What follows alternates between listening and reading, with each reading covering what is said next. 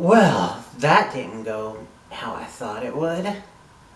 Greetings, geeks and geekeras. It is me, I am back. Here to talk about Doctor Who, Arachnids in the UK.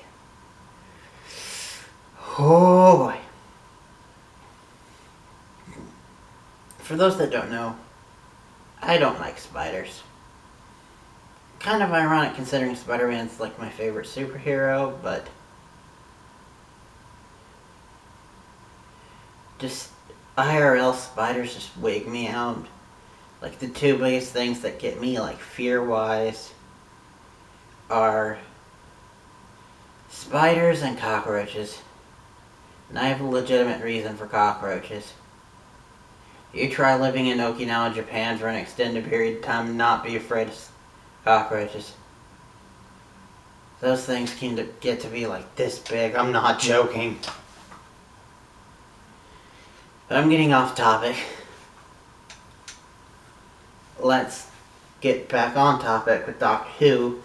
And before I do and I start talking about the episode proper, spoiler warning: if you hadn't seen it yet, go see it. I highly recommend it. It is really good. Then come back. Let me know what you guys think in the comments down below. Alright, so we open up with Chris North, of all people, who, for those that don't know, Chris North is the name of an actor who's very popular on this side of the pond. He's been in like all the Law and Orders. He was Mr. Big in Sex and the City. Most recently, he was also in Netflix's Mindhunters. So, to see him there is weird, and he's playing this, like, Donald Trump-esque character. But they talk about Donald Trump, so it's weird. It's a way for them to address him without getting too political. Anyway, so he's worried about something we don't know. And then we cut to the Doctor and the gang. Her fam. And they finally get home, and come to find out, the Doctor did keep up her whole promise with the time machine and all. And she got them 30 minutes behind. 30 minutes after when they left.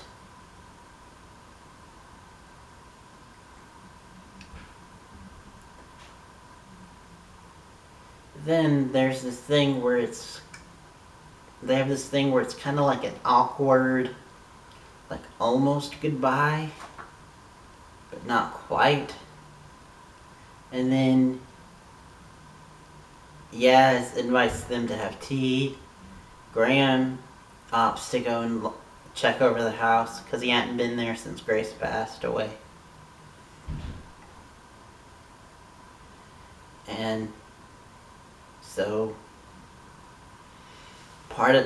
And so we then follow the Doctor in Yaz's flat, where she lives with her parents and her sister.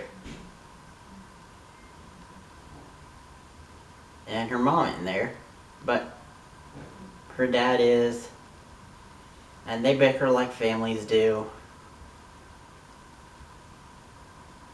Sister implies that,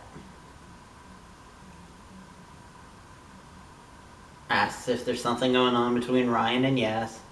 Sorry, there's something else going on. IRL. It's distracting me. So, the Doctor's trying to make small talk and failing hard at it. Talking about how she wants a purple couch. Which, to be honest, she might already have one on the TARDIS.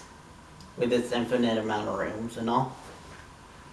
But, anyway, so Yaz gets a call from her mom to pick her up, because we find out that Mr. Big was talking to Yaz's mom.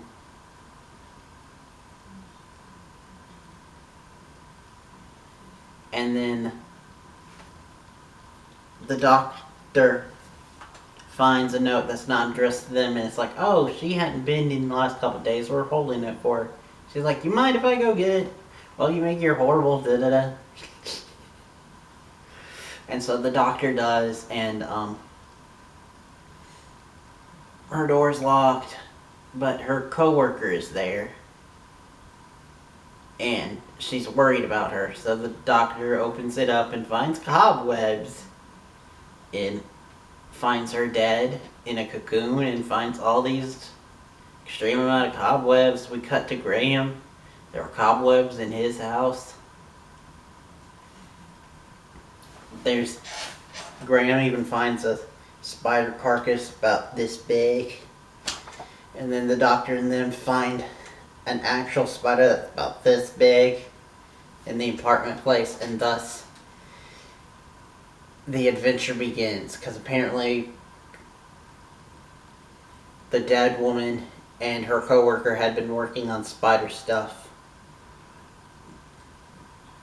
So they do some investigating, find out like where's the epicenter of all this erratic behavior from spiders. And so they go to it, and of course it's a hotel run by Mr. Big that's apparently supposed to be launching soon. The doctor ends up going there with Graham and Ryan and scientist chick. And so the doctor's got a whole gang now. And together, the doctor, 3 companions, Yasmin, Nadia, Mr. Big, and scientist chick. The doctor, 3 companions, Nadia, Mr. Big, and scientist chick. 7. Sorry, 7. The 7 of them go around trying to figure out what the hell's going on, and running into some spiders here and there, until finally they go to the basement and they figure out what's actually been going on. And it's actually what they end up discovering is that in fact it's a combination of a chemical waste dump site combined with a genetically engineered spider that they thought was dead. And it just keeps growing and growing, because apparently that's how this species of spider works. And so they're like, okay, we need to kinda hunt the spiders. Mr. Big's like, okay. And the doctor's like, no guns. But so they do all this, and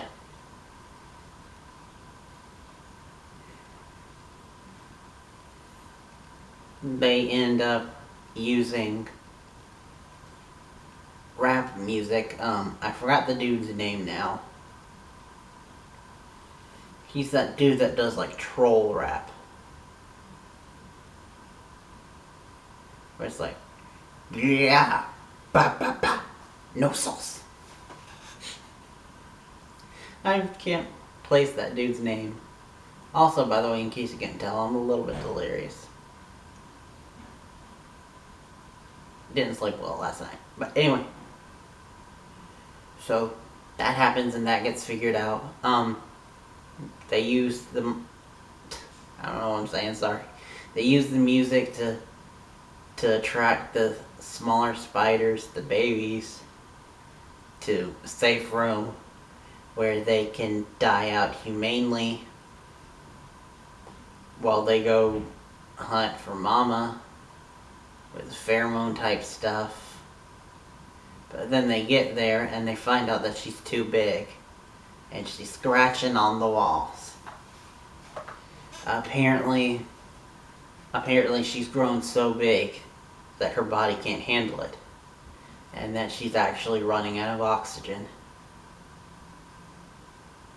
Which makes me sad about something that just scared the shit out of me just like 10 minutes ago. Weird, but anyway. Mr. Big comes in and shoots it. America! Fuck yeah!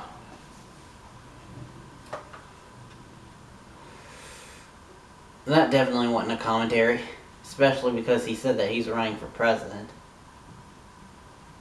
But I have a feeling that we might see him again, and if we do, Doctor's not going to be none too pleased.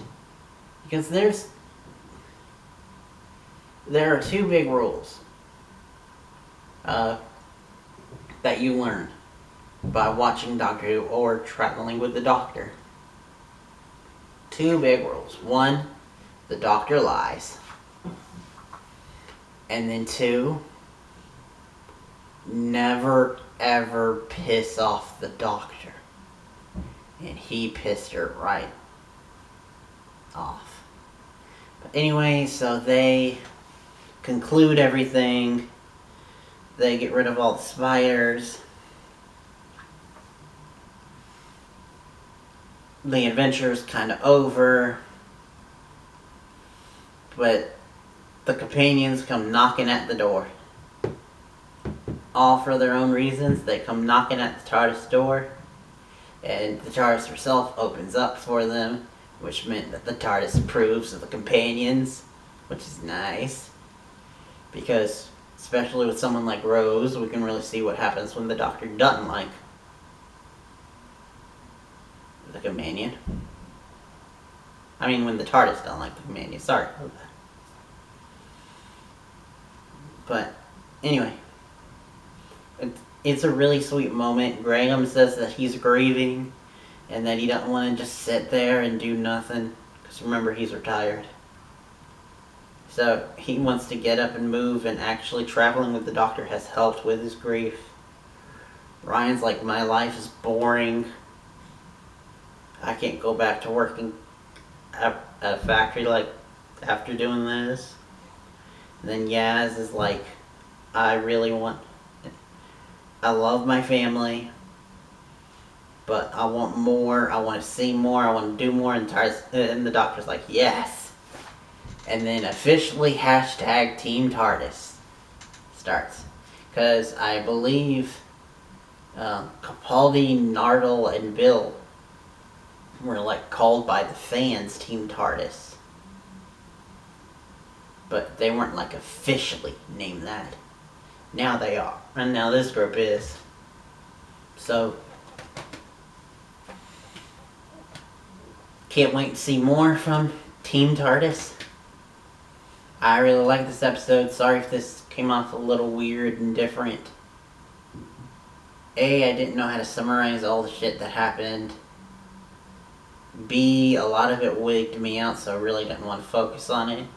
And C, like I said, I'm a little delirious because of sleep. But anyway, thank you guys for watching. Hopefully you'll join me within an hour or so of this going up for my Supergirl review. Anyway, for now, thanks for watching. Till next time, and beyond.